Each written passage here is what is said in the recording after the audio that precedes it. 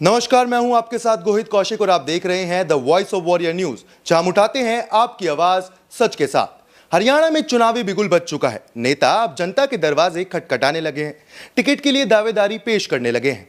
इसी टिकट की दावेदारी की रेस में एक ऐसा नाम सामने आता है जिसने पार्टी को सालों से पार्टी के लिए काम किया है, पार्टी को अपना तन मन धन सब कुछ समर्पित कर दिया है और वार्ड 18 से 3 बार पार्षद रहे हैं। हमारे साथ हैं सुभाष सिंगला जी। सर, बहुत बहुत स्वागत है आपका। धन्यवाद जी। सर, टिकट की दावेदारी पेश कर रहे हैं, लोगों के लिए आपने काफी समय से काम किया है, वार्ड 18 से पार्षद रहे हैं। सबसे पहले तो जनता को यह बता दीजिए क्या क्या काम आपने अब तक किए हैं लोगों के लिए और किस तरीके से उन कामों को आगे बढ़ाने की सोच है। पहले तो मैं सभी गुड़गांव विधानसभा के निवासियों का धन्यवाद करता हूं और रक्षाबंधन के ऊपर सभी को बहुत बहुत शुभकामनाएं प्रदान करता हूं। मैं अपने बारे में छोटी सी बात जो बताना चाहता हूं वो ये है कि मैं 3 बार का पार्षद रह चुका हूं। नगर परिषद के अंदर मैं प्रेसिडेंट और वाइस प्रेसिडेंट भी रहा और उसके बाद से 2011 से आज तक मैं नगर निगम के अंदर पार्षद हूं। और मैंने जो अपने वार्ड के लिए काम किए हैं वो उनकी गिनती आसानी से नहीं की जा सकती, जिसमें से मेन काम जो हैं, जो असंभव दिखाई देते थे और असंभव से थे, वो हमने किए। सबसे पहले जैसे पटेल नगर के अंदर 6-6 फुट खड्डे थे, वो सब भरे गए और सारी पक्की सड़कें बनी, सीवर लाइन डली। और सबसे ज़्यादा असंभव काम जो लगता था कि हमारे यहाँ से 7 लाइटें हाई टेंशन वायर जाती थी, जिसमें से तकरीबन 75-80 आदमी मर भी चुके थे। उन सब को हटवाने के लिए हमने निरंतर लड़ाई लड़ी और आखिर मुख्यमंत्री मनोहर लाल जी उस टाइम होते थे, उनसे हमने 11 करोड़ रुपए पास करवा के वो सारी तारें हटवाई। इसके अलावा बंद के साथ हमने एक सड़क बनवाई, क्योंकि पटेल नगर के अंदर कोई ऐसा रास्ता नहीं था, भगवान ना करे किसी का अगर आग लग जाए तो फायर ब्रिगेड घुस सके। हमने वो उसको देखते हुए वो सड़क बनवाई जो भी इम्पॉसिबल थी और इस तरीके के काम किए।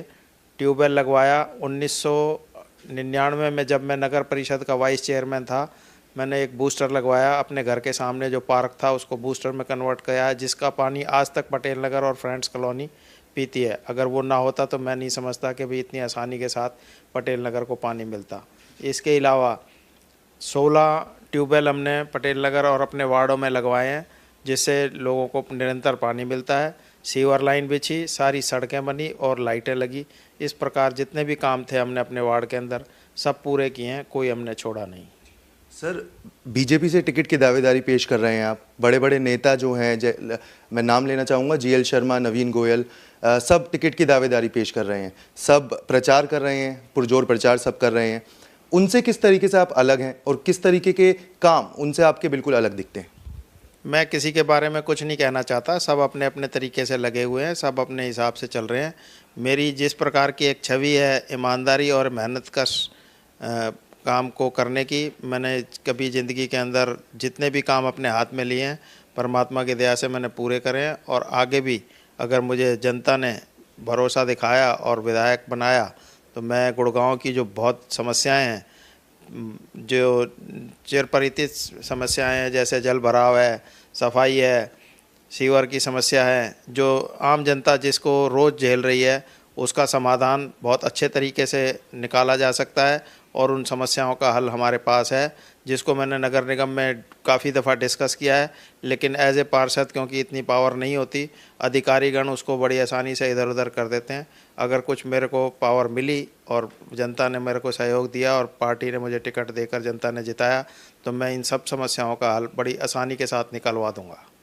सर, हमने ग्राउंड पर रिपोर्टिंग करी, लोगों से जाना लोगों की समस्याएं। आपके वार्ड से हमें बहुत ही कम समस्याएं देखने को मिली हैं, पर अगर देखा जाए ओवरऑल गुरुग्राम की एक तस्वीर देखते हैं तो गुरुग्राम के लोग इस समय परेशान हैं और विपक्ष इसका पूरा फायदा उठा रहा है। इस पे आपका क्या कहना है? गुड़गांव एक अनप्लैन्ड तरीके से डेवलप हुआ है, क्योंकि गुड़गांव बहुत छोटा सा गुड़गांव होता था, क्योंकि हम पैदा भी यहीं हुए हैं, हमारे दादाजी का जन्म तक भी यहीं का है।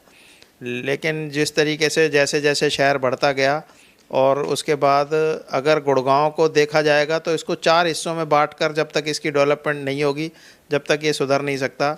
नंबर 1, पुराने गुड़गांव की समस्या अलग है। नंबर 2, जो सेक्टर हैं 1 नंबर से 56 नंबर तक, उनकी समस्या अलग है। जो 56 नंबर से 110-15 सेक्टर हैं, उनकी समस्याएं अलग किस्म की हैं।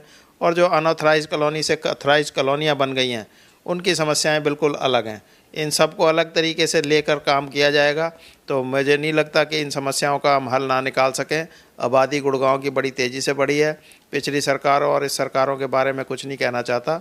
सरकारों ने बहुत काम किया है। हमारी सरकार ने 10 सालों के अंदर जितना काम किया है, लेकिन राजनीतिक तौर पर बहुत स्कीमें भी आई हैं, सारे काम किए हैं, लेकिन जो ऑफिसर्स हैं उनकी लापरवाही की वजह से पूरी नीतियों को पूरे तरीके से नहीं उतारा जा सका।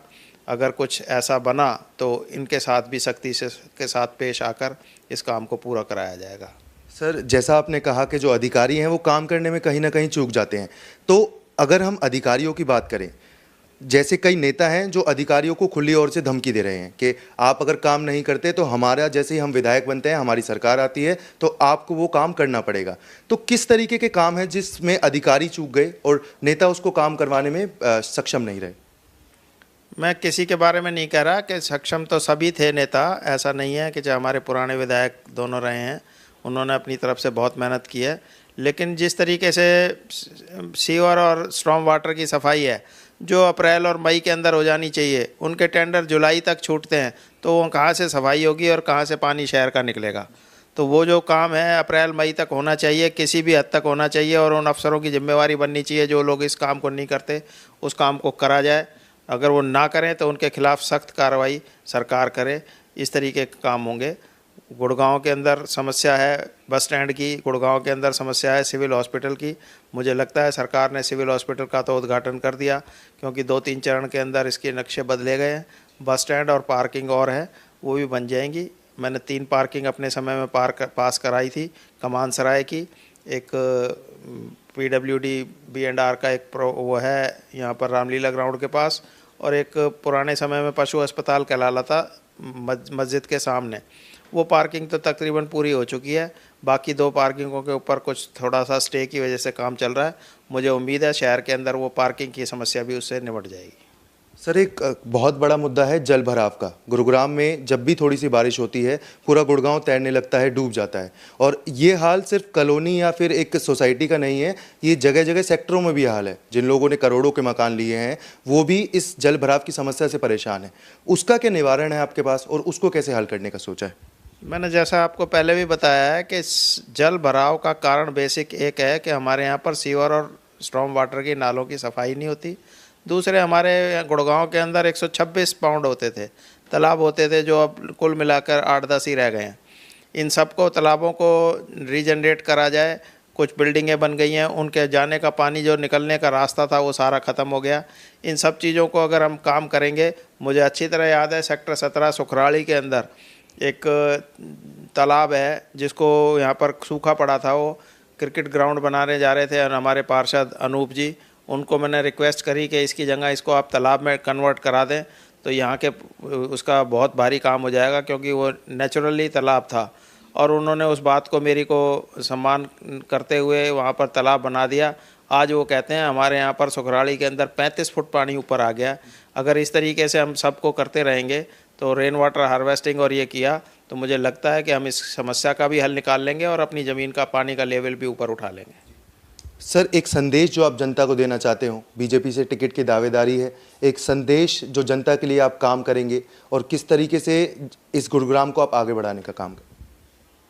सारी जो पॉलिसी हैं भारतीय जनता पार्टी की माननीय मोदी जी द्वारा और माननीय मुख्यमंत्री जी द्वारा जिस प्रकार की घोषणाएं हुई हैं और जिन पर काम चल रहा है, इन सब को देखते हुए इन पॉलिसियों के साथ जो शहर की रिक्वायरमेंट्स हैं, मैंने जैसे बताया कि शहर को, गुड़गांव शहर पर्टिकुलर एक ऐसा शहर है जिसको 4-5 तरीके से सुलझना पड़ेगा, समझना पड़ेगा, और उन समस्याओं को दूर करने के लिए हमें जो हमारे एक मास्टर डाटा हमने बनाया हुआ है उसके ऊपर हम काम करने के लिए तैयार हैं। हमने बहुत सारी समस्याएं सुलझाई हैं और आगे भी बाकियों को सुलझा कर रखेंगे।